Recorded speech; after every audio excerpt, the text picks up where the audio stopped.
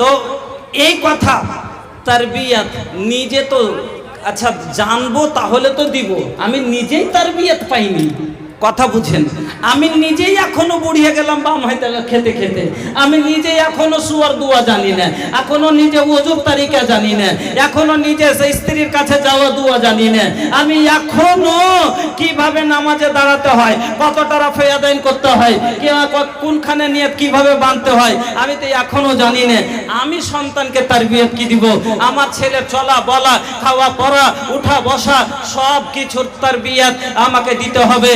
বন্ধুরা আমার, কেন আমি আয়াত আল্লাহ পাক রব্বুল আলামিন বলেছেন, ইয়া আইয়ুহাল্লাযীনা আমানু কু আনফুসাকুম ওয়া আহলিকুম নারা, হে ঈমানদারেরা তোমরা নিজে জাহান্নাম থেকে বাঁচো এবং তোমার পরিবারকে জাহান্নাম থেকে বাঁচাও। বন্ধুরা আমার, যে পরিবারকে জাহান্নাম থেকে বাঁচাতে গেলে তারবিয়ত, ইসলামী তারবিয়ত যেটা হয় সেই তারবিয়তই দিতে হবে। আর এই তারবিয়ত দেওয়া হয় মাদ্রাসায়। এই মাদ্রাসার জন্য আমি আপনাদের কাছে অনেকবার এসছি, আর এই জায়গার দান সব দিন মোটা দান, আপনারা দিল খুলে চাঁদা দিয়েছেন। সর্বপ্রথম তিন পানিয়া থেকে মা বাবার জন্য বা কুরসিতে বসার সমাধি একজন বাবজি আমার উনি বা ভাইজান উনি দিয়েছিলেন 500 টাকা, মা বাবার জন্য দুয়ার দরখাস্ত করেছেন। আল্লাহুম্মা মাগফির লাহুম ওয়ারহামহুম, আল্লাহুম্মা মাগফির লাহুম ওয়ারহামহুম। এই আল্লাহ তুমি তাদের প্রতি রহম করো, তাদের উপরে আল্লাহ তুমি দয়ালু হও, আল্লাহ দয়া করো, আমিন। বন্ধুরা আমার ভাইজানেরা এবং শেখ সাহেব যতগুলো নাম লিখেছেন আপনারা একটু দয়া করে আসেন, কারণ আমার পরে আরো আপনার ভাই, আমি তো আপনারই ছেলে, আপনার মধ্যে সব দিন আছি, যেদিন আল্লাহ হায়াত দিয়েছে। বাকি যিনারাকে আমরা বাইরে থেকে নিয়ে এসেছি, তিনজন বক্তা যিনারাকে আমরা বাইরে থেকে ইনভাইট করেছি, তা তিনারাকে আমরা শুনবো। এই জন্য আমরা এলাকার কালেকশন, ছোট জলসা তো আমি আছি, বড় জলসা তো আছি, সব সময়তে আপনাদের সাথে আছি। এই জন্য আপনারা উঠে আসুন। কালেকশনটা এটা হলো ভাই বছরের একটা ক্ষতি, আপনারা বুঝেন।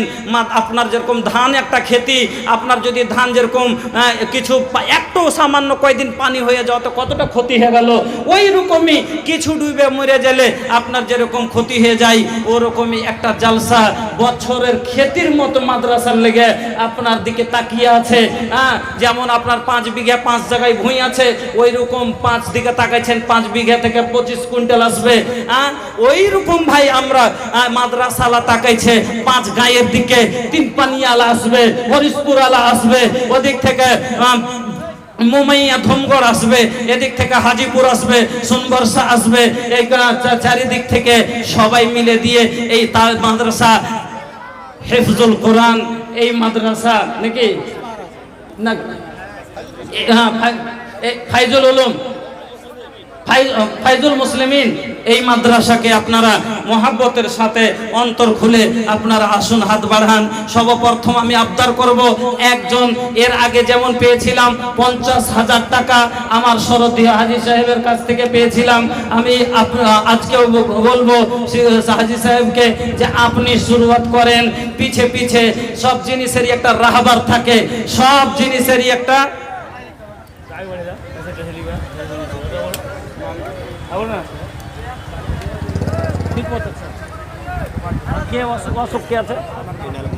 আপনার মা। জি, আমি সকলের কাছে একটা আবেদন করব যে ভাই সাহেব, কি আপনার নাম? ইলিয়াস সাহেব, ওনার মা 2.5 কিলো আপনার গায়ে দুধ দিচ্ছে, 1.5 কিলো, আর আপনি খালি মুসরি 13 কিলো খালি খাইয়ে চলে যাচ্ছেন। আর ইয়ার কাছে না কইছে এত বড় গাই আর 1.5 কিলো মাত্র দুধ দিবে, এটা কি সহা যায় নাকি?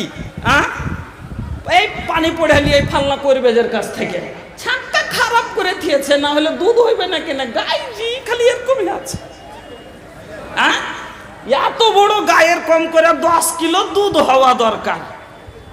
ও কইছে ঠিক, ওর বাড়ি এলি তখন আরো কইছে হ্যাঁ যে কে জান, না হলে কে নেই এরকম খালি থানে মানে বুবু এত বড়, থানে মানে খালি এত বড়, আর দহিতে যাইয়া বুবু এইটুকু।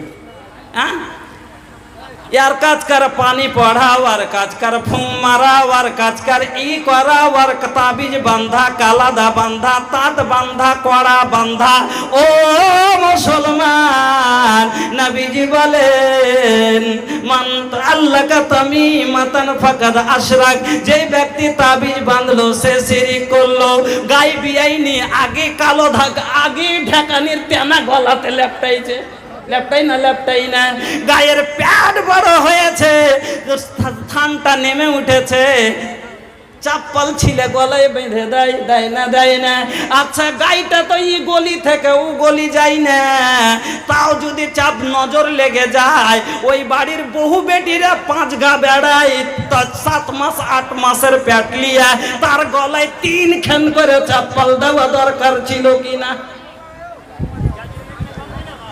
সারাসার জুলুম লইজি আকীদা কত খারাপ চাপ্পল বানলে কি আর গায়ে ভালো হয়ে থাকে গায়ে 7 মাস 8 মাস 9 মাস এমনি হয়েছে থানটা ঝুলেছে দেখবেন যে ওই কি ধরে না ধানুসা হাঁড়ি ধরা তেনা খানটা গলাতে এরকম করে বেঁধে দিয়েছে চাপ্পলকে ছিলে বেঁধে দিয়েছে হবে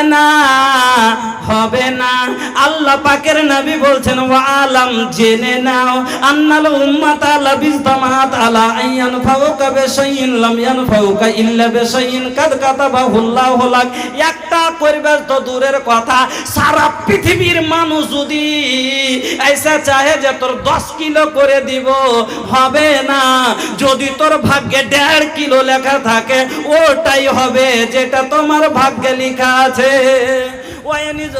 তারপরে নবীজি বলেন তারপরে ওই রকমই যদি কোনো একটা লোক চাহে যে একে বরবাদ করে দিব এর ক্ষতি করে দিব এর গরুর 9 কিলো দুধ হয়েছে চোখে চোখে দেখছি একদিন 1 পুয়া কিনতে যাচ্ছি তো দেই না এর গাই মেরে দেব নবীজি বলছেন শোনো একলাই তো দূরের কথা সারা খানদান মিলে যাক সারা পৃথিবীর মানুষ মিলে যদি চায় যে আর গাই মেরে দিব আর আমি আল্লাহ যদি চাই মারবো না মারতে পারবে না যদি তার ভাগ্যে লিখে থাকে তাহলেই মরবে তাহলে এটাই হলো জন লিখল বা কিসমত মা উহে হোকে ওয়ালা বা ऐसन वैसन सोचला से कुछ नहीं होला ऐसन वैसन सोचला से कुछ नहीं होला जोन लिखल बा किस्मत मा তারপরে নবীজি কি বলছেন শুনেন আব্দুল্লাহ বিন আব্বাসকে কি শিখাইছেন রফিয়াতিল আকলাম ওয়া জাফাতিস সুহুফ রফিয়াতিল আকলাম ওয়া জাফাতিস সুহুফ कलम उठा लिया गया और स्याही खुश्क हो गई মানে কলম তুলে নেওয়া হয়েছে আর কালি শুকিয়ে গেছে ওর কথাটা বলার মানে হলো ভাগ্য লেখা হয়ে গেছে আপনার ভাগ্য আর মিটবে না আপনার ভাগ্য আল্লাহ রাব্বুল আলামিন আপনার দুনিয়ায় আসার আগে মার গর্ভে 4 মাসের যখন হয়েছিলেন 440 যেদিন হয়েছিল সেই দিন আপনার ভাগ্যের কলম চলে গেছে আপনার আর কলম এই কলমের কালি আর মিটবে না 7টা হয়ে গেল আর এদিকে অনেক কথা আছে তারপরে নবীজি বলছেন তাররব ইলাল্লাহি ফির রাখাই ইয়ারিফুকা ফিস সিদ্দাতে যখন খুশহাল থাকবা ভালো থাকবা তখন তুমি কি করো গরিবের মদত করিও দিনের মদত করিও খুশহাল জীবনে দিনের মদত করিও গরিবের মদত করিও দুঃখীর মদত করিও যেদিন অসুবিধাই পড়বে আল্লাহ তোমার উপরে মদত করবে আমার বন্ধুরা আগে চলুন কিভাবে নবী তারবিয়ত দিতে হয় আমার নবী দেখেন কেমন ভাবে তারবিয়ত দিয়েছেন ছোট হলো তাকে তার হক যদি হয় তাকে হক দিতে হবে। আল্লাহর রসুল বসে আছেন, কিছু সাহাবী বয়স্ক বয়স্ক লোক রাসূলের বাম দিকে বসে আছে, কিছু বয়স্ক বয়স্ক লোক রাসূলের বাম দিকে বসে আছেন। আর একটা এইরকম ছোট্ট ছেলে আল্লাহর রসুলের ডান দিকে বসে আছে। ভালো করে বুঝবেন, ভালো করে বুঝবেন, কি আদর দিলে, ইজ্জত দিলে ইজ্জত পাওয়া যায়। আপনি খেখড় মারবেন, হারামি, আরেকদিন বুড়া হোক না চোদা কি পালাবে আসছে আপনার জন্য। আপনি তাকে তুমি এবার তুমি বললে আপনাকে আপনি বলবে, আর আপনি হুলের গুতা দিয়ে